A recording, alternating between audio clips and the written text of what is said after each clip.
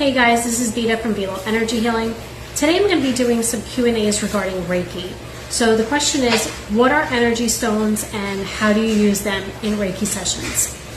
So energy stones are natural crystals that carry unique vibrations and healing properties.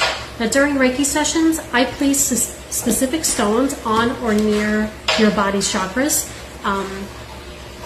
to help balance and support your energy. For example, amethyst can calm the mind, okay, while rose quartz encourages self-love.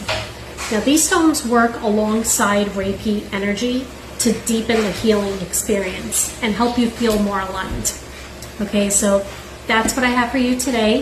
If you're enjoying these tips, subscribe to my channel and don't forget to like, comment, and share, and follow me for more tips. Until next time, sending you love and light.